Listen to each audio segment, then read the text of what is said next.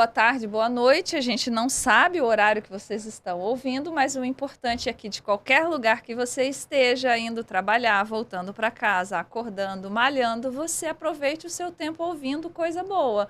E coisa boa é aqui no M Podcast.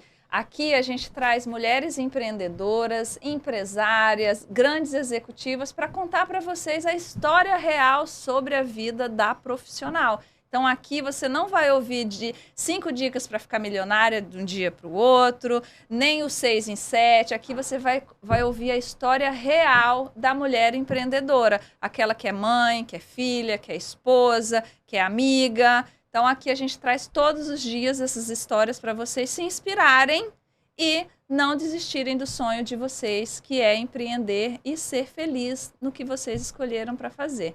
Hoje a minha convidada é uma super querida, a gente já se conhece uns 7 anos, né, Rosa? Acho que 7 ou mais, um pouco mais de 7 anos. A Rosa Cunha, a Rosa é sócia-diretora do Inter Supermercados, é uma pessoa que eu admiro muito, ela acumula algumas funções aí entre associações, é diretora de uma, é vice-presidente de outra, tem muita coisa para ensinar a gente aqui.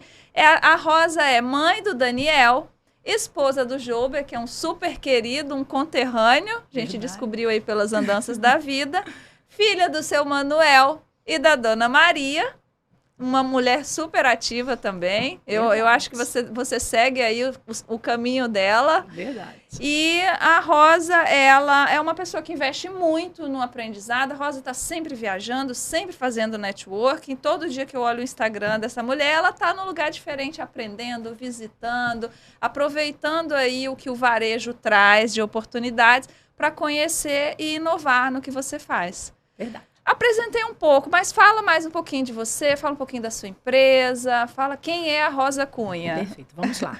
Primeiro eu quero agradecer. Eu estou, assim, imensamente honrada pelo convite, né, de você ter me escolhido para poder estar aqui contigo. E, assim, feliz de ver a sua energia e tudo isso que você está realizando. Então, quero te dar os parabéns e desejar muito sucesso na sua iniciativa, tá? Amém. Que Deus te abençoe generosamente nesse seu projeto lindo, tá? Amém. E agora eu vou falar um pouquinho de mim, então, né? Como você disse, eu sou a Rosa, filha da Dona Maria, do seu Manuel, mãe do Daniel, que é o meu orgulho. Meu filho, eu sou suspeita para dizer, meu filho lindo, né? E o meu marido, o Jober, que é um querido, um super companheiro aí de jornada de vida, né? E além dessas que são as minhas principais funções, né, dessa missão da vida, eu amo o meu trabalho e eu sou diretora comercial de marketing de operações do Inter Supermercados. O Inter é uma empresa familiar, é uma empresa da nossa família. Ela é uma empresa que foi fundada pelo meu pai e inicialmente não era uma rede de supermercados, ela era uma empresa de importação. Na verdade, o meu pai é original do varejo, né? E ele foi o fundador do Rainha Supermercados, junto com os meus tios, uma empresa... Quem é do Rio vai se lembrar. Qual isso. Mais? Tem Rainha na história. Aí depois, o Rainha foi a fonte original e depois, passados uns anos, a gente foi morar no exterior. E aí foi dessa mudança que depois eu vou te falar melhor que surgiu o Intercontinental. E nisso os meus tios fundaram Dallas e Continente, que depois foi negociado para o grupo Carrefour e virou o RDC, que era a Rede Champion, né? Uhum. Então, assim, a gente costuma dizer, meu pai já celebrou 71 anos de chegada ao Brasil, ele celebra essa data que ele chegou, né? Ele chegou no dia 13 de maio, ele é devoto de Nossa Senhora e esse é o dia de festa da nossa família, a gente está sempre agradecendo isso no santuário, celebrando essa data. E aí ele, nessa jornada dele de imigrante, ele chegou ao Rainha. E aí, quer dizer, são 60 e poucos anos de varejo. E aí, nesse caminho, ele chegou a fundar o Inter, bem lá para frente, assim, na faixa de 1900, alguma coisa. Hoje o Inter está com 31 anos. Mas quando ele fundou, essa não era a atividade de varejo. A gente tinha atividade de importação. A gente entendeu que tinha uma grande oportunidade naquele momento, né, dos milhares de planos que a gente já viveu. Já nem vou saber te dizer o nome do plano, que é muita aventura. Eu tive vários impactos desses planos na minha vida que foram fazendo mudar meus cursos, né? E um desses planos aí, onde o dólar era 1 para 1, a gente enxergou uma grande oportunidade de trazer produtos importados. Então, o Inter surgiu dessa situação. A gente morava em Portugal, e aí lá o meu pai fazia essa negociação desses produtos, né? Vinho, bacalhau, azeite, biscoitos amanteigados, azeitonas, enfim, uma série de produtos portugueses que são muito consumidos aqui. E aí ele mandava para o Brasil e aí montou o Inter para fazer essas vendas, né? Tanto é que a gente ganhou, hoje eu sou membro da Confraria do Vinho do Porto, pelo destaque de ter sido o maior divulgador durante muitos anos, né? Acho que no século passado, do consumo do vinho do Porto no Brasil, pelo volume que a gente trazia de vinho do Porto nessa ocasião. E aí, no meio dessa jornada, lá vem outros planos, e aí um plano que, de repente, de um tombo de um dia para o outro, aquele dólar de 1 para 1 saiu de 3 para 1. E aí, nesse de 3 para 1, o consumo caiu radicalmente dos importados, porque triplicou o custo dele num cenário econômico que não estava muito favorável. E aí a gente teve que redesenhar essa jornada do Inter. E aí o meu pai, um apaixonado do varejo, tem problema não, pegou uma lojinha, aí o Inter já tinha uns 10 anos por aí, aí a gente começou essa jornada de encaixar e inserir o varejo dentro do Inter. E hoje o varejo é a nossa atividade. Hoje o Inter é 100% varejo. 100% varejo, 100% isso. A gente varejo. Importa produtos para nós, né? Mas a nossa atividade é 100% varejo. Predominantemente isso. varejo. Quantas Exatamente. lojas vocês estão? Hoje nós temos 20 lojas. 20 lojas. É isso. Meu Deus. Somos muita 1.800, loja. a nossa equipe tem 1.800 colaboradores, 20 lojas. A gente está espalhada aqui predominantemente no município do Rio de Janeiro, mas a gente também, aí a gente está na Zona Norte, Zona Oeste, a gente está aqui na Barra também, e a gente tem lojas em outros municípios, né? Nova Iguaçu, São Gonçalo, Niterói, enfim, é isso. É isso, e vai continuar, porque o varejo não para, É isso, né, verdade. né, Rosa? Amém. Quando começou a sua... Eu vi você sempre se citando aí no meio dessa caminhada do seu pai, mas quando efetivamente você começou a trabalhar no varejo? Então vamos lá. Na verdade, quando eu nasci nesse berço, né? Então, assim, nas nossas viagens de férias, na adolescência, tipo assim, a gente ia para o Nordeste e aí a gente ia estar com uns amigos que era do Jandar, e aí a gente ia visitar a fábrica também, do nosso passeio. A gente ia para a Bahia, a gente ia não sei aonde. A gente ia para o Sul, a gente ia visitar a Sadia. Então, já estava na nossa... Era assim, a gente passeava, mas a gente... E eu amava, sabe? Eu amava visitar as indústrias, entender aquele processo, aquela complexidade toda, ver aquele modelo de gestão, aquilo eu achava o máximo, né? Porque assim, adolescente, você às vezes 12, depois 14, 16 anos, vendo aquilo tudo tão grandioso. Então, já assim, começou a se apaixonar por lá, daquela época. Dessa coisa, desse modelo de gestão empresarial. E aí a gente tinha, assim, eu me sinto muito abençoada, né? O privilégio de, assim, de grandes empresários, né? O fundador da Perdigão, seu Saulo Brandalize, eram pessoas que a gente tinha a chance de conviver, de conversar, isso de ouvir, impagável, sabe? Né, Rosa? Ai, nossa, seu Severino da Imoré, que eu sou uma apaixonada. Ele contava as histórias, mostrando o dólarzinho dele que tinha sempre na carteira, que ele tinha desde jovenzinho. Que era como se fosse, assim, uma coisa da sorte, sabe? Sim. E, assim, aí conhecer, porque cada um, né? Eu sou filha de um imigrante, então que meu pai tem uma história linda, maravilhosa, e eu conheço ela bastante, mas você ouvir de outras histórias, outras pessoas que fizeram, assim, grandes feitos, isso é muito enriquecedor, sabe? Sim. Muito inspirador. Então, nessa minha adolescência, eu já tive esse privilégio de estar convivendo, não só com esses industriais, mas com muitos outros varejistas, né? O varejo do Rio se relaciona muito bem. Não sei se você sabe, mas grande parte do varejo regional vem de uma região micro, que é a região que meu pai nasceu. Tem muitos, assim, num raio de 5 quilômetros, a gente tem grandes empresas aqui do Rio de Janeiro que nasceram de lá. Seu pai nasceu em Portugal. Exatamente, né? E aí eles vieram e começaram... E então, quer dizer que eles são os culpados pelo supermercado no Rio de Janeiro. Isso, é tipo isso. Muito né? bom. E aí, assim, esse era o meu ambiente, onde eu cresci, né? Mas eu não me via trabalhando nesse universo. Eu não tinha esse sonho de, quando eu crescer, quando eu for me formar, eu vou trabalhar com meu pai, eu vou trabalhar...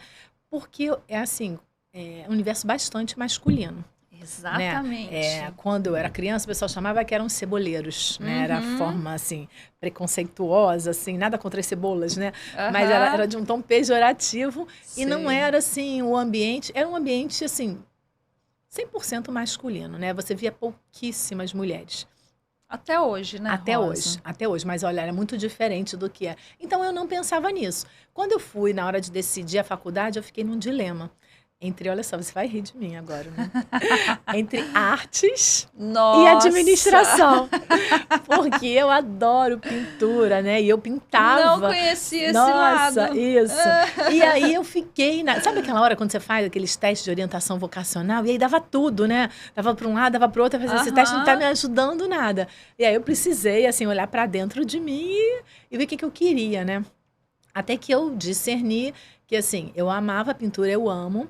Mas aquilo era uma forma de me relaxar, era um hobby, era algo para me preencher na questão do prazer. Mas eu tinha em mim essa coisa, as minhas irmãs ficavam me zoando, né? Que elas adoravam brincar de boneca, e eu adorava brincar de loja, de livraria, de pedágio. Tudo que desse dinheiro, que faturasse, que tinha coisa, eu adorava brincar. Já estava em você e você achando que era sobre arte. É isso, né? Eu adorava, e elas ficavam me zoando, né? A gente, nossa, brincar de livraria era o máximo. Montava a exposição toda, aqueles livros todos arrumadinho. Fazia o planograma preço, tudo. Mas na hora de arrumar, depois quando acabava da categoria. Nossa, quando acabava, aí, enfim. Aí eu escolhi, acabei chegando nessa conclusão e fui fazer a administração. E aí, comecei o curso, eu tinha muita sede de trabalhar, muita sede de aprender. Aí eu falo assim, eu podia ter sido mais, assim, podia ter relaxado mais. Mas eu tinha uma coisa dentro de mim, uma ansiedade. E aí eu mal comecei meu curso. Assim que eu fiz 18 anos e consegui começar a dirigir, eu fui fazer o estágio. Eu fiz o meu primeiro estágio na Piraquê. Olha! Nossa, com o Dr. Colombo, na parte de contabilidade, lá no escritório, lá na fábrica, né? Nossa, aquele cheirinho de biscoito era uma delícia, porque né, a gente lanchava aquele biscoito fresquinho, nossa, quentinho, saído da... Nossa, imagino! Delicioso. E aí foi lá meu primeiro estágio. Depois eu fiz estágio nas telecomunicações aeronáuticas, enfim. E aí foi chegando, foi avançando, e eu tinha meus projetos, né? Na verdade, meu sonho era ter uma rede de boutique de roupa feminina. Uau! Porque quando você pensava em mulher e empreender, você acabava sempre pensando num ramo mais feminino, né? Sim. Eu não era uma aficionada por moda, uma fashionista, mas aquele ramo... Queria se encaixar em alguma coisa de mulher. Isso, exatamente. Mulher, entre aspas, para quem está ouvindo só, não está assistindo o vídeo. Exatamente. E aí, nessa jornada, eu tinha uma empresa que, nossa, era uma referência de organização, de beleza de lojas, que era a Chocolate. Ela era uma boutique de alto luxo, né, feminina, e era uma empresa que tinha uma rede, que tinha outras lojas que era o Pé do Atleta, que era uma parte de moda esportiva, e tinha a Bill Brothers, que era moda masculina. E então era uma empresa de moda que tinha aquilo, mas era uma empresa, era uma coisa estruturada, tinha RH, tinha gestão, tinha... Enfim, aí eu queria trabalhar lá, eu queria aprender como era uma empresa de moda, para então, depois eu poder montar a minha. Pegando um gancho, Perfeito. você estudou, mas você foi estudar, tinha já algo em você que te levava para o varejo, mas você exatamente. Escolheu ir para outras empresas para aprender um pouco mais. Nessa época, você já visava trabalhar com seu pai? Você queria empreender no ramo mais feminino? Eu tinha esse sonho meu de empreender e numa coisa que tivesse mais a ver com esse universo feminino. Sim. Que era esse cenário de moda. Então, como tinha essa empresa que era referência, eu fui cavucar e descobri como é que era. E aí fui me inscrever, aí o processo seletivo de não sei quantas etapas, passei um treinamento super chique de uma semana, até aprender a conferir dólar com maquininha, aprendi isso já, nem posso contar os anos, né, Keila? Já tem anos, muitos anos. E eu tava fazendo administração na Federal. Então, era ali na Praia Vermelha, e aí eu fui, essa primeira loja que eu fui trabalhar era em Ipanema, lá nessa Chocolate. E aí, né, nossa, lá vem os planos na minha vida. Aí mudou de um outro plano desse econômico, eu estava super empolgada, fiz a minha primeira venda em inglês. para uma Uau! gringa, vendi uma saia branca, até me lembro até hoje, né? E ela pagou em dólar. Eu passei a maquininha e eu virei um case logo na empresa, porque, nossa, o treinamento tinha funcionado. A primeira venda foi em dólar e ela já conferiu o dinheiro. Enfim, aí eu sei que passou uma semana, 2, mudou o plano. Veio um plano louco daqueles que a gente estava naqueles congelamentos, que era juro zero.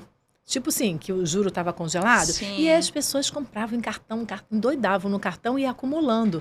Aí tinha esse cartão da Chocolate, e a Chocolate tinha umas roupas mais caras, né? E aí eu ficando com as dívidas super altas, mas elas iam rolando, porque o juro era zero. Quando saiu, minha filha, de um mês para o outro, acabou aquela coisa do juro zero, dos congelamentos, e passou o juro a ser 7% ao mês.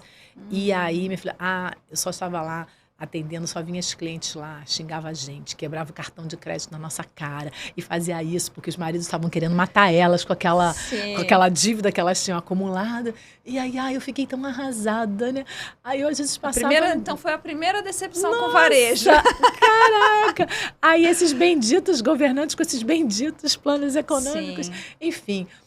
Eu tava uma vez assim, e aí eu acordava cedo, porque aí eu tinha que estar em Ipanema de manhã, porque a gente recebia as mercadorias e depois eu era do horário de abertura, porque aí eu saía às 3 horas e aí depois eu ia para a faculdade, minha faculdade era ali na coisa às 6 horas, porque eu estudava à noite, né?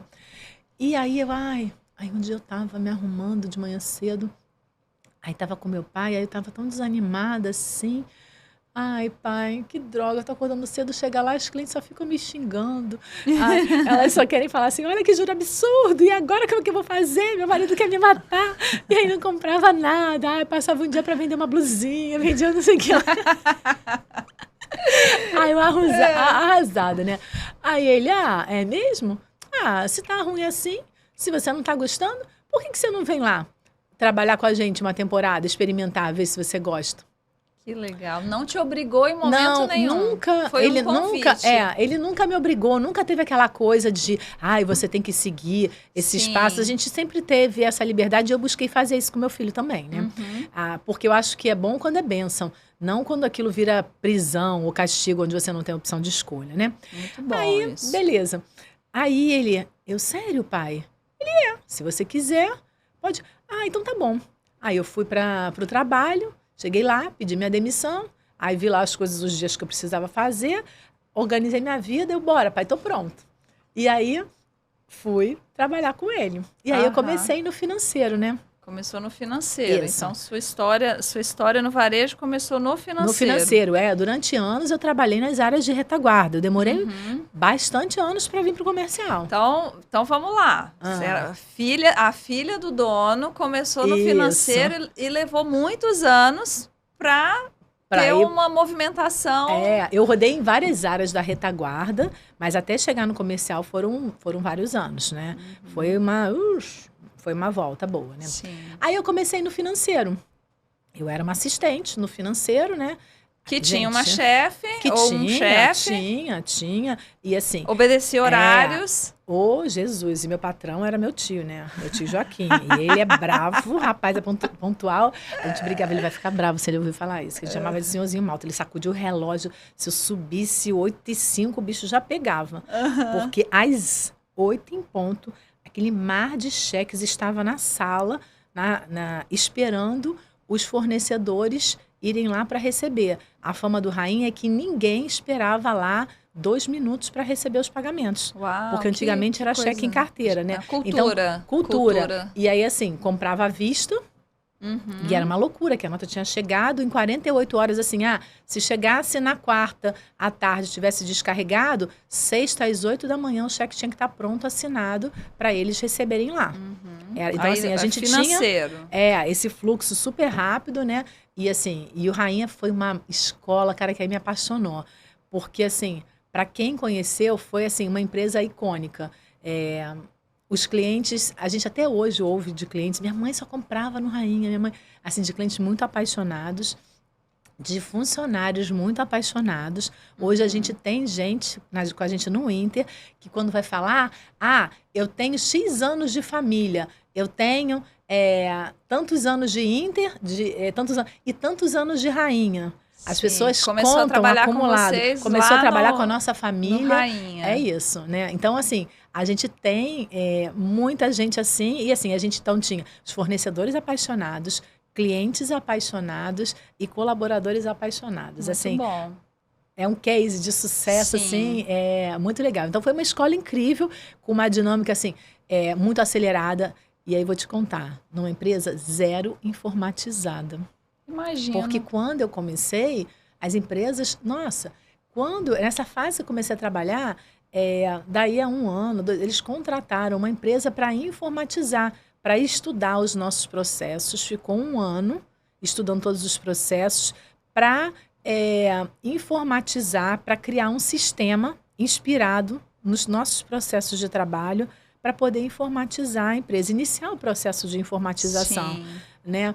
E esse sistema que foi criado, durante anos, ele foi sistema de gestão de um monte de pequenas e médias empresas aqui no Rio de Janeiro. Isso que eu ia te perguntar, hein, porque Era da Personal, que foi uma geralmente empresa... eles replicam, né? Foi. Eles criam um modelo isso, ali mas e vão muitas replicando. empresas... Então, a empresa da sua família foi referência para o varejo que a gente Foi, vê para hoje, metodologia hoje de trabalho. no Rio, hoje no Rio de Isso. Janeiro. E aí... você participou desse processo de a gente informatização? participava, eu era do financeiro e a gente participava no processo de entrevistas e de avaliação das coisas que eles escreviam dos processos, mas não da escrita, porque eu não tinha. Eu tinha até feito lá no meu período de faculdade aqueles cursos de programação, eu aprendi, meu Deus do céu, agora eu vou entregar o museu todo, né? COBOL, Pascal, Basic, sabe essas linguagens Sim, assim sim. e tudo, mas quando eu fui para trabalhar lá, eu estava no meu foco de gestão, né, da minha faculdade, porque eu estava fazendo o meu curso, e eu passei a trabalhar na área financeira. Né? E então eu acompanhei aí esse processo. Passado algum tempo, sei lá, uns 2, 3 anos que eu estava trabalhando, eu me casei, né? E aí, logo nesse período, assim, que eu me casei, assim, tiveram uma série de questões na ocasião, de questões de segurança, de sequestro, dessas coisas, que a família acabou sendo impactada. Sim. Por isso. Uma fase muito difícil no Rio de Janeiro, muito difícil. né? E aí, nesse cenário, a nossa família acabou optando por morar fora. Porque a gente entendia que era um risco... que não valia a pena encarar. É isso. Aí a gente acabou muito de uma forma mais brusca mudando, né? A gente foi uma temporada estudar no exterior, a gente foi para Cambridge, só meio que passar o tempo e ver como é que as coisas aconteciam e depois não estava legal. Aí a gente acabou depois indo para Portugal, ficar morando lá, até porque a minha família é portuguesa, a gente tinha essas origens e a minha família tem negócios lá e essas coisas. Então, a gente ficou morando lá. E aí, nessa jornada, eu saí do varejo. Você já era casada? Eu já era casada, recém-casada. Isso foi meses após o meu casamento. E aí, eu me mudei e aí interrompe essa minha vivência de varejo. Lá vou eu para Portugal e numa fase assim, recém-casada. Meu marido, lá vai a gente reestruturar essa nossa vida, né? E aí, nessa jornada, a gente começa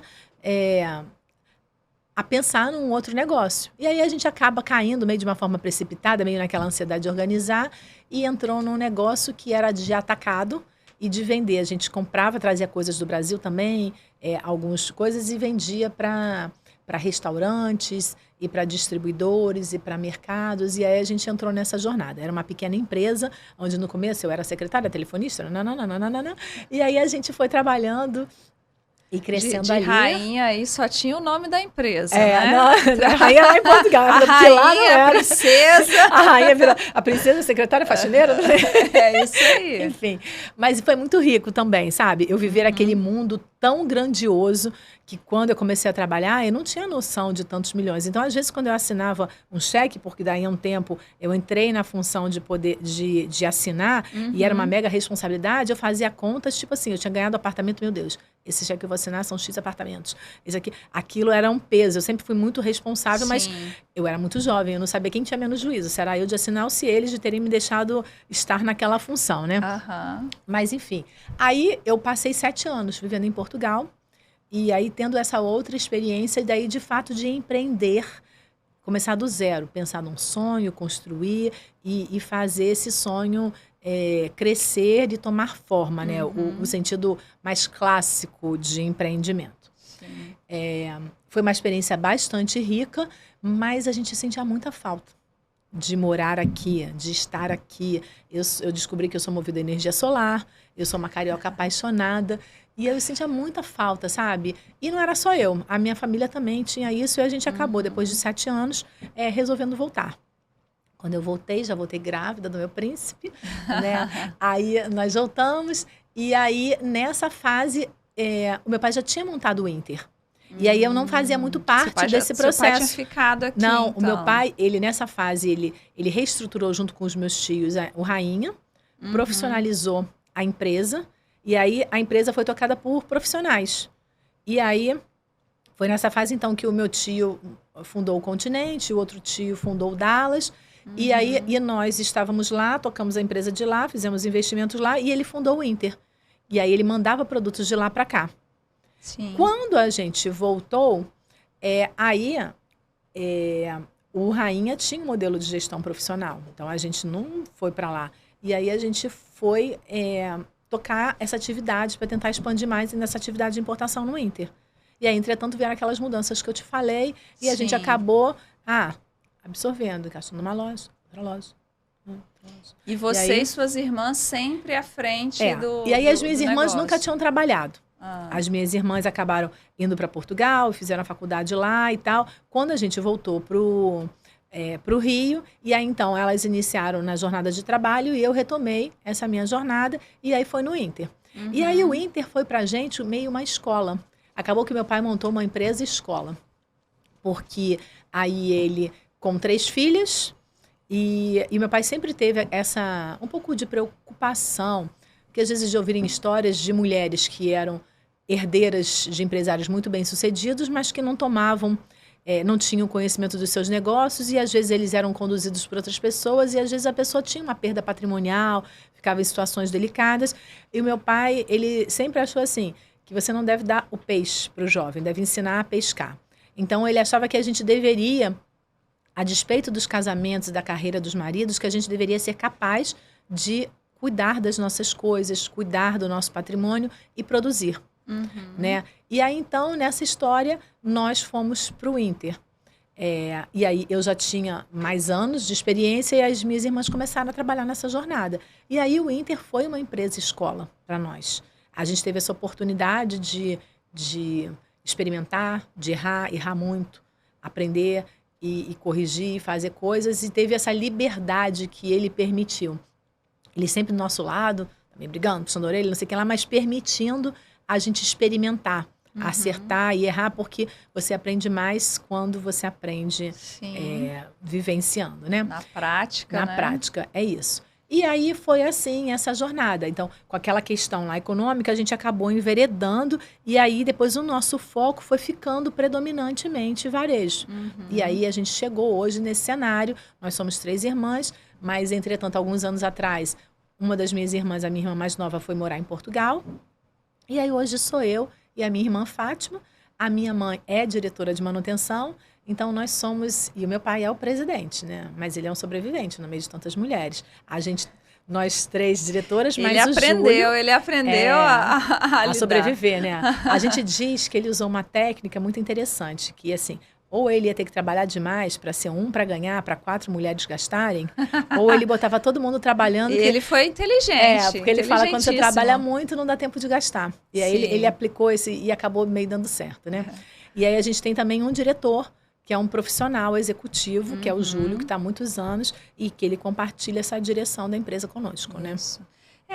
Eu conheço um pouco dessa realidade do varejo e eu percebo essa diferença na empresa de vocês, que vocês, mesmo sendo uma empresa familiar, vocês têm uma característica de gestão muito profissional e dividida. Cada um cuida do que é seu, a sua irmã cuida da parte de RH, você da parte comercial, o Júlio, que é um executivo da parte de operações, e isso faz com que as coisas fluam. Faz com que as coisas aconteçam, né? São muitas atividades, né? Então, não dá para... ou você cuida de alguma coisa, você ficar o tempo todo dando pitaco, você fala de tudo e não faz nada, né? E eu acho que, assim, também existe a confiança. E aí, cada um tem as suas missões. Agora, não são áreas estanques, porque o RH impacta muito em operações, a logística impacta... Então, a gente precisa estar sempre junto, unido, integrado, porque... o serviço de um impacta no serviço do outro. Mas cada um desses serviços que a gente precisa entregar, eles exigem muita especialidade. Então, precisa ter não só uma diretoria, como os profissionais especializados para conduzir cada área de uma forma mais profissional. Respeitar o espaço do outro, exatamente. A especialização do outro, parar essa centralização. Eu acho que seu pai foi muito inteligente. Já era fã dele, agora estou ficando mais ainda da história. Porque quando você se vê num mercado completamente machista, e a gente não está falando só de predominantemente masculino, a gente está falando sobre um mercado machista, onde mulheres não tinham espaço. E aí, ver 4 mulheres da família assumindo um negócio, respeitando a posição do pai, que isso é importante, ele ali como quem fez a história do negócio, e até hoje ele como presidente, porque ele também tem uma hierarquia, respeitando vocês como mulheres. Isso. A sua mãe diretora de manutenção. Gente, para quem não sabe, supermercado dá um trabalho. Então, ser diretora de manutenção. Sua mãe tem quantos anos? 70? Minha mãe está com 74, mas a minha mãe, às vezes, ela sobe em telhado. Eu sei, eu conheço a história. Ela é... É uma lenda, é uma lenda do varejo. Ela é muito presente, muito ativa, muito dinâmica. Beijo para sua mãe querida, sou fã dela. Eu acho vocês muito parecidas na busca incansável por conhecimento. Eu lembro dela nos nossos eventos, buscando. Lá na primeira eu quero fila, essa palestra, eu quero isso. aquela. E é isso, eu acredito assim que o sucesso de vocês até hoje tem sido baseado nessa busca incansável pelo conhecimento, pelo amadurecimento. Algumas pessoas ficam pelo caminho, escolhem outras motivações, né? Ou até mesmo por questões de necessidade se afastam, que foi um pouco o caso da sua irmã, da que está em Portugal, né? Mas vocês escolheram pegar o negócio da família e tocar, mas principalmente, vocês não deixaram de ser mulheres e femininas. Eu quero entrar nesse assunto com você. Graças ao nosso empoderamento, ao nosso posicionamento, a gente tem conquistado espaços. Mas você não perdeu a sua feminilidade. Eu acho você uma mulher doce, acho você uma mulher forte. Como diz uma amiga minha, é igual rapadura, é doce, mas não é mole, não. Gostei dessa. Né? Então, assim, você acaba sendo uma referência para muitas mulheres no setor, porque você é extremamente técnica. Você é técnica, você numa reunião, já participei com você em reunião com 30, 40 homens, é colocado um assunto completamente técnico na mesa e você é a única que vai lá e... Não, mas a gente precisa se atentar a esse ponto. Eu acho assim, que você tocou num ponto que é bastante importante, que é bem delicado e que eu acho que quando a gente está falando para esse público de mulheres é bastante importante ressaltar. Porque quando a gente entra num ambiente que é muito diferente de nós, como você falou, de um ambiente predominantemente masculino e que às vezes não é só masculino, é machista. E às vezes assim, não é machista por maldade, é porque a pessoa aprendeu. Exatamente. Aquilo é cultural. Então a pessoa não entende que está fazendo mal ao outro, ou que está hostilizando, ou que não está permitindo espaço. A pessoa faz inconscientemente. Então, o primeiro passo é a gente se libertar dessa mágoa ou dessa coisa que pode estar vendo, porque a pessoa não está fazendo de forma intencional, às vezes não percebe. E aí, não é fácil, é difícil, né? Eu me lembro de, 30 anos novinha no conselho, né? Não é o conselho que é hoje. Era outro conselho. E aí, quando eu falava, era quase que eu lia assim, meu Deus, o que essa criatura, que essa menina tá abrindo a boca aqui, né? Mas, enfim, acho que tem coisas que vêm de dentro de nós. Primeiro que se você crê que você pode contribuir, a gente só pode contribuir quando a gente é autêntico. Eu não posso contribuir com algo que eu vou fingir ser. Eu só posso contribuir verdadeiramente com aquilo que eu sou de fato. Muito bom. Com o que eu tenho de conhecimento, com o que eu tenho de bagagem emocional. Não é assim, eu não sou dona da verdade, mas aquilo que é verdade em mim. Né? E aí, quando eu participava de um cenário e via algo que era preocupante, porque assim, e dessa experiência que a gente se conheceu e desse universo, porque quando a gente está dentro da nossa empresa, a gente sofre esse machista também dos colaboradores, muitas vezes subordinados, sofre.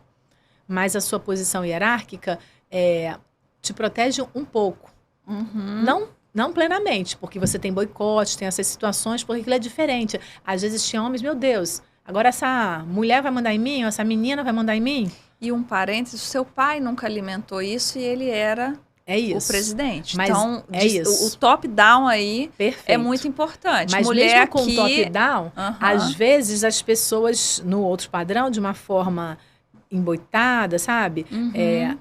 Praticam. E aí a gente precisa aprender a lidar, porque é um universo diferente, não é um universo ideal, é um universo real. Ou você vai para casa chorar, ou você vai lidar com o universo que você tem. Sim. E aí você precisa aprender a lidar, a se respeitar, a fingir que é surda em algumas coisas, fingir que você não percebeu e passar por cima, e outras com educação. Escolher suas brigas. E escolher as brigas, e com a educação você se posicionar e colocar. Então, assim, exige uma habilidade emocional de nós mulheres, talvez um pouco mais, um esforço adicional nosso do que a dos homens, porque os homens já estão num ambiente mais confortável.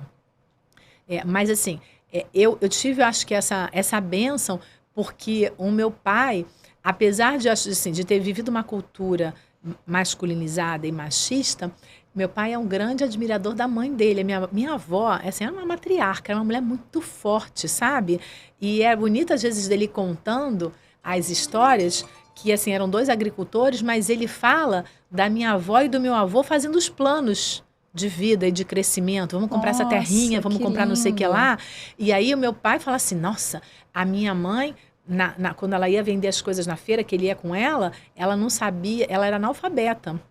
Mas ninguém enganava ela nas contas. E ela já fazia os planos, o que era, o que era isso. Ele já tinha admiração pela mãe. Ele já tinha. Então, esse cenário, como ele vivia com a mãe, e depois com a minha mãe também, que é uma mulher muito forte, foi conquistando isso com ele, né? Porque eles dividiam muito claro as tarefas. Eu nunca vi meu pai controlar o dinheiro da minha mãe. Nunca vi meu pai falar assim, você gasta demais. Eu nunca vi ele falar isso, sabe? Porque ele respeitava a forma, e assim... E ela conquistou, não foi ele que concedeu. Ela conquistou esse respeito e essa confiança pela forma que ela fazia. Então, ninguém dá nada para ninguém.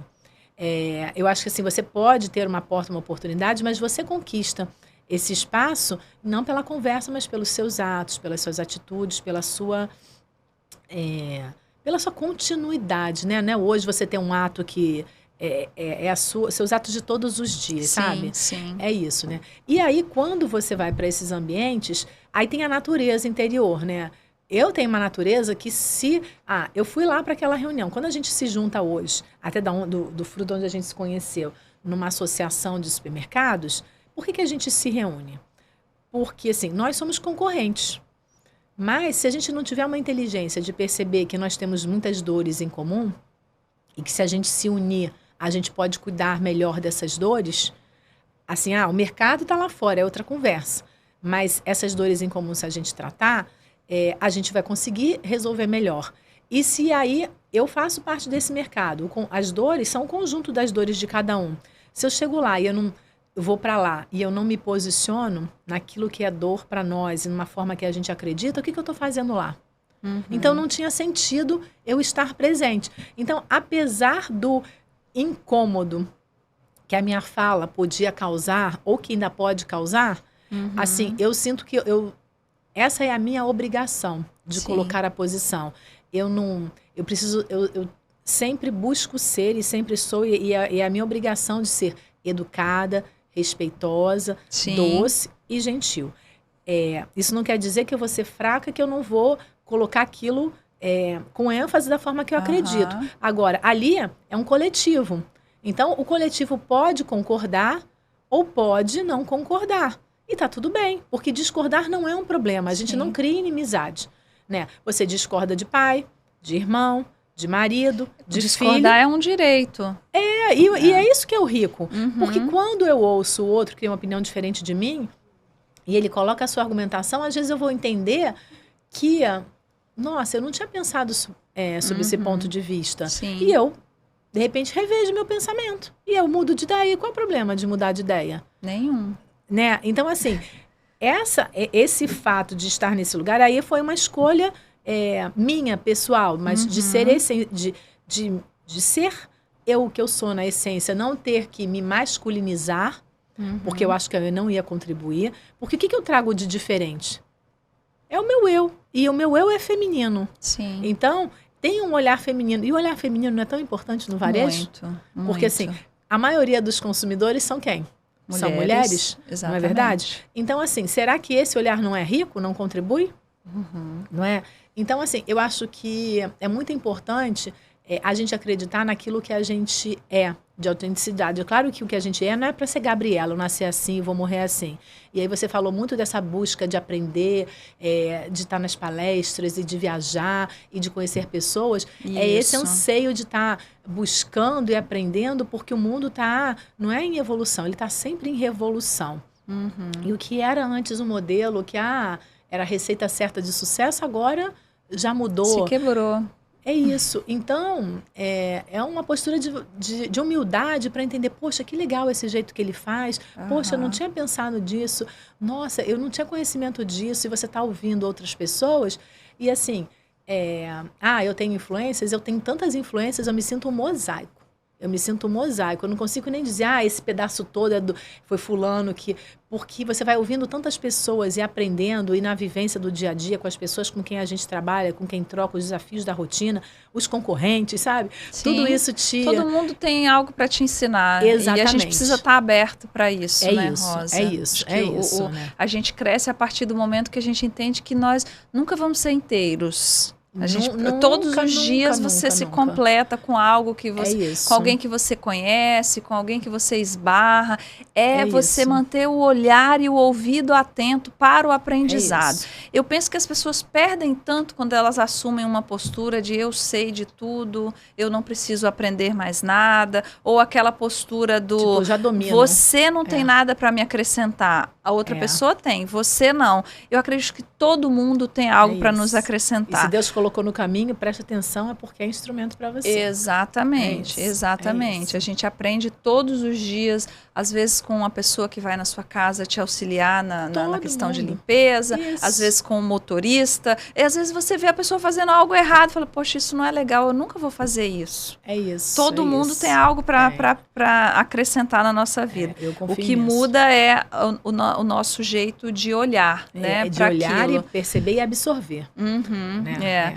E assim, Rosa, a minha conversa com você, assim, hoje a minha principal intenção com a nossa conversa é assim, a Rosa é uma pessoa que nasceu numa família que já era empreendedora, que veio aí transformando o negócio, nada ficou parado, ou seja, estabilidade praticamente zero nessa caminhada, porque no mesmo dia que você estava com uma lucratividade X, ela caiu 3 vezes quando você tem uma alteração de moeda, é algo que a gente não passou aí nos últimos 30 anos, mas você vivenciou tudo isso e isso foi forjando quem você é. E não porque você nasceu numa família que já tinha um negócio construído, que você não é uma empreendedora. Você está empreendendo todos os dias. Então, assim, como que você se vê enquanto empreendedora dentro de uma empresa que já existe? Essa é uma reflexão bem legal mesmo, né? Porque a gente tem esse conceito clássico do empreender, que é muito bonito, que é você ter um sonho e transformar esse sonho em realidade. Que às vezes é romântico. Que às vezes é romântico, mas aí, assim, para ele virar realidade, sobreviver à realidade, você precisa fazer um plano de negócios, colocar a realidade e trabalhar muito. E isso que é a grande vitória do empreendedorismo, né? Porque o sonho é lindo, o papel também é lindo, mas no mundo real, apesar disso tudo, isso tudo te prepara, mas depois vem um monte de adversidades e você tem que aprender a lidar com elas na jornada. Vai trocar o pneu da bicicleta voando, nem andando, né? E empreender é isso. Só que o empreender nunca acaba, porque o sonho nunca fica do mesmo tamanho. Você vai ajustando os seus sonhos conforme as novas realidades.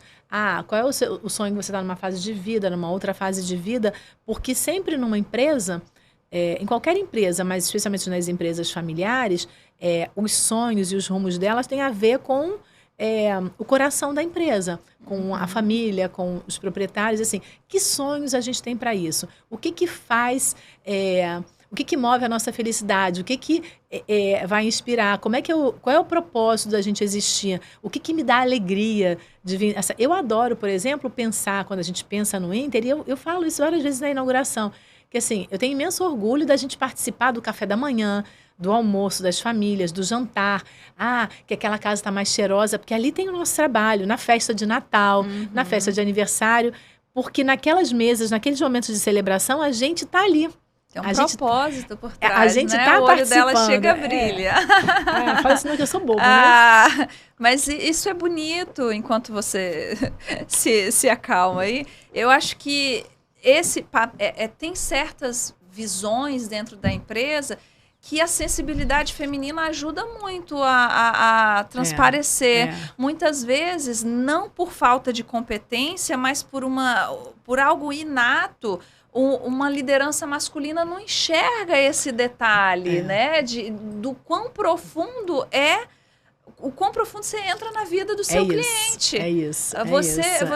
Você tá na mesa do seu cliente todos os dias. O que é o sagrado, né? A família reunida, né? De um jeito muito simples, exatamente. De um jeito muito simples. Às vezes, uma família que não tem uma condição de comprar um produto mais sofisticado. Mas não deixa de ser sagrado, né? Não deixa de ser sagrado. Pensa é de muito manhã, bonito. Eu não tomo café.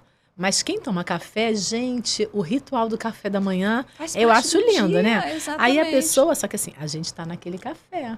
A gente negociou duro, a gente fez chegar na prateleira, a gente pegou uma promoção super legal e aí aquele café, que propósito, aquele café tá lá. E de manhã, quando você, abre a janela e, poxa, tem um dia cheio de desafios, mas você vai começar o seu cafezinho. A gente tá naquele cafezinho.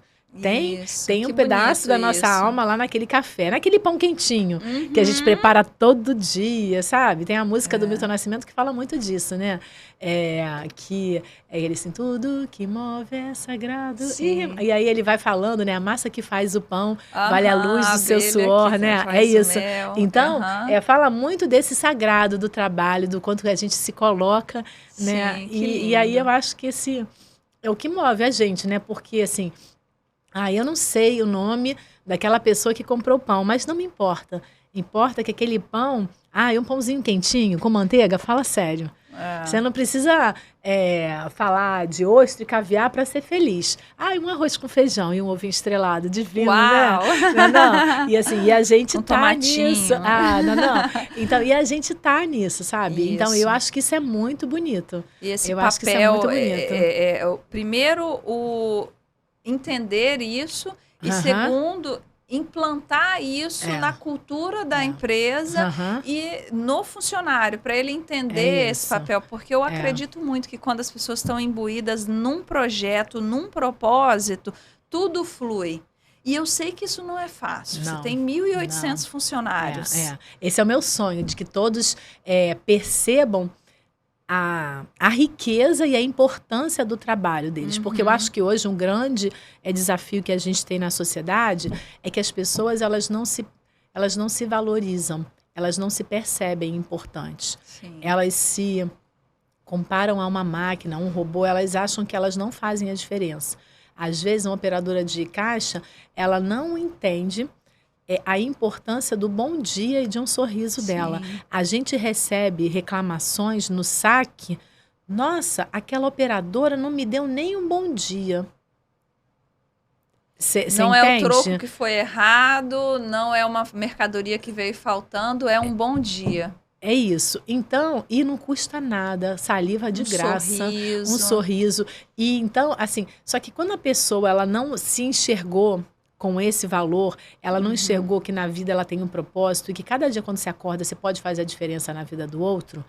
E aí não importa se é o cargo, mas não sei como, cada um é um instrumento. O que importa é que você, quando você vai fazendo diferença na vida de muitas pessoas, você vai abrindo um caminho de luz, de gratidão, de felicidade, de prosperidade na sua vida. Porque Sim. quem envia isso, recebe. É fluxo. É fluxo da natureza, né? Exatamente. É lei. Não sou mística, eu sou extremamente católica, mas assim, você não vai semear flor e vai nascer melancia, né? O que você semeia, você colhe. E então, assim, eu só lamento que as pessoas ainda não descobriram o seu papel, sabe? Uma pena. Muitas pessoas ainda, né? Várias já descobriram, já fizeram, mas assim, mas ainda tem muito mais para tocar e entender o quanto o seu coração, uma palavra, uma gentileza, ou até falar assim, a senhora gostou das compras? Olha, e hoje a senhora viu essa promoção, você compartilhar e oferecer uma coisa que a pessoa acha assim, tá empurrando para vender, natural, que é né? natural. Que seja seu, Poxa, como isso. você falou, eu tem que acho estar na aquilo sua bom. essência. Eu acho aquilo bom. Nossa, hoje eu até já comprei essa promoção do café, a senhora viu? Porque se ela quiser, ótimo. Se não quiser, ótimo também. Mas eu estou compartilhando algo. Quantas vezes você vai numa loja, a pessoa fala, nossa, que legal, eu quero. Não é verdade? Então, assim, eu entender que eu posso contribuir, e aí, às vezes, você... Eu fui no outro dia no Detran, e aí, nossa, foi super eficiente. Minha carteira estava vencida, fiz o processo para renovar. Aí eu fui para buscar, nossa, foi tão eficiente, tão rápido. Aí tinha ali, entrega ali um documento seu e a senhora senta ali. Aí eu, nossa, estava cheio de gente ali, Jesus... Né? Já tensa, né? A gente vive tensa com o tempo, né? Aí eram umas 10 pessoas, mas não deu 2 minutos, ela já me chamou. Aí eu, nossa, mas você é uma máquina, viu? Você é muito eficiente. Ela me olhou assim, assustada, né? Aí eu, mas ninguém fica satisfeita. Eu falei assim, mas eu fico, eu tô, viu? Muito obrigada. Ela olhou assim, sem graça, a menina do lado depois deu um grito empolgada. Aí eu falei assim, ela, que susto. Eu falei assim, não, mas é que ela tá feliz. Ela, ainda bem que alguém tá feliz aqui. Aí começou a rir. Porque às vezes a pessoa é tão maltratada e ela não tá percebendo. No automático também tem, né? Mas ela faz um bom trabalho, mas ela não tava nem valorizando o trabalho dela, a diferença que ela faz, sabe? E esse é o nosso papel como líder também, Rosa. Assim, o papo fluiu tanto, a gente já está chegando no final aqui. Acabou sendo uma aula de liderança e de como a gente muitas vezes não sabe exatamente o caminho que a gente vai trilhar, mas que no fundo do nosso coração já tem lá uma sementinha plantada, que foi exatamente o que você falou. Você pensava em outros mercados, mas você acabou fluindo para onde você chegou porque você conseguiu colocar seu coração ali, conseguiu se sentir acolhida e fazer o que você gosta e o que você ama. E eu acho que, assim, deixando aqui de recado para as nossas empreendedoras, daqui a pouco você faz a sua consideração final, acho que a gente precisa pôr mais o nosso coração em tudo que a gente está fazendo.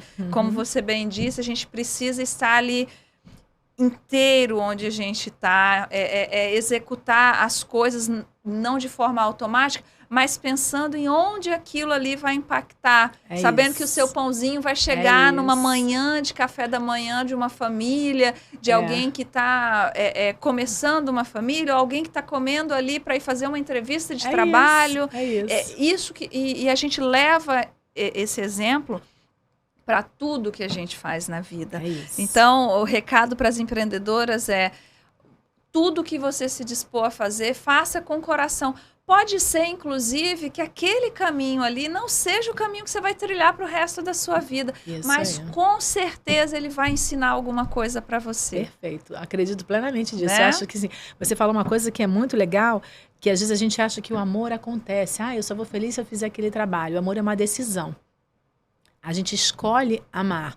Eu me imaginava lá na história da moda. Hoje, sinceramente, isso nem passa na minha cabeça. Mas nem, assim, nem quando eu Mas ela é elegante, tá, gente? Aconselho vocês a assistirem a gente no YouTube também, para ver que as minhas convidadas aqui são todas lindas. Então, entra lá no YouTube, no nosso canal M Mulher, no YouTube, para vocês assistirem aí e ver o quanto a Rosa é linda. Conclua. Olha, mas assim, não tem essa... Eu acho que assim... É o amor que você coloca, né, nas situações, você escolhe colocar o seu melhor aqui, nossa, e eu, apesar de todas as vezes os percalços, as adversidades, eu amo o meu trabalho, eu amo o que eu faço, eu tenho orgulho do trabalho que a gente faz. Então, eu acho que essa escolha, se é que eu posso dar algum recado, eu acho que é isso. É primeiro você ser autêntica, você se amar e se respeitar e entregar o seu melhor. Porque quando você está entregando o seu melhor e você confiar que você tem melhor para contribuir. Porque você só vai fazer diferença se você puder colocar a sua posição, o que acredita. Se você fizer isso num ambiente que, não importa se é predominantemente masculino ou se ele pode ser hostil, faça a sua parte. Faça com respeito, faça com amor, faça com gentileza. E quem quiser usufruir, vai usufruir. Quem não quiser usufruir, a escolha não é sua. A escolha é do outro. E é a mesma história no seu trabalho. A gente fazer o que está no nosso alcance da melhor forma possível. Não tem, esse aqui só merece isso, né? Quando for fazer, a gente, por exemplo, para cadastrar um produto, a gente experimenta. Se não serve para nós, não serve para o nosso cliente. Tudo a gente come lá em casa. Tudo a gente come lá em casa. Às vezes, não é lá em casa, é lá no escritório, vai fazer degustação e todo mundo prova. É difícil se manter no shape no supermercado, né, Rosa? E às vezes tem umas coisinhas. É verdade, né? Carne é fraca. Sim. Mas, enfim, é isso. É colocar o seu amor, entregar o seu melhor e se esvaziar, né? Entender que tem um mundo de coisas para a gente conhecer, para a gente aprender, formas diferentes de realizar. Acho que, assim, a grande lição para mim desse ramo é que assim, a gente não pode descansar nunca, a gente não pode pestanejar nunca, porque se você, assim, sem cochilar, ele já te belisca. Mas cochilando, então, você tá, então te desafia a sempre estar aprendendo e trocando, ouvindo, né? Eu sou assim, muito abençoada de conhecer um monte de supermercadistas nesse Brasil. Nossa, e aí eu vi e visitar as lojas e conhecer as histórias e ver como faz, é muito rico. É muito rico, não só pela coisa do varejo, mas pelo modelo de gestão e pela história de vida da pessoa, né? A gente sempre aprende e se inspira muito com os outros, né? Então, eu quero continuar ampliando essa minha colchinha de retalhos, que eu possa ser uma colcha muito estendida. Um mosaico lindo, assim, com cores surpreendentes, né? Para colorir aí o mundo. É isso. Ai, obrigada, Rosa. Foi lindo, muito obrigada. Fluiu o nosso... acabou que a gente foi levando aqui para assuntos muito mais inspiracionais e de liderança e de posicionamento diante das oportunidades que a gente tem, do que sobre alguns outros temas que a gente tinha colocado, mas fica um convite para vir das próximas vezes. Verdade, acabou a gente deixando os pontos, Em breve você volta para falar de outros assuntos. Perfeito, vai ser um prazer, viu? E mais uma vez, muito obrigada. A gente acabou aqui o nosso podcast com a Rosa Cunha, que é sócia-diretora do Inter Supermercados, diretora da Associação de Supermercados do Estado do Rio de Janeiro e vice-presidente da Associação Brasileira de Supermercados. Não é pouca coisa, não. Valoriza o nosso conteúdo. Então, pessoal, manda esse podcast para aquela sua amiga que precisa se inspirar, que precisa daquela gotinha de coragem para não desistir do sonho de empreender. Siga as nossas redes sociais, o Instagram, m.mulher. Siga o nosso Spotify e o nosso canal no YouTube também, porque a gente vai estar sempre colocando conteúdos riquíssimos como esse. E, mais uma vez, obrigada, Rosa. Eu que quero te agradecer. Estou imensamente, me senti super em casa, super à vontade. E, assim... Foi muito alegre, foi muito feliz estar aqui com você, tá? Obrigada. Te desejo assim, um imenso sucesso e que você possa tocar milhões de corações. Amém. Tocar e inspirar, viu? Exatamente.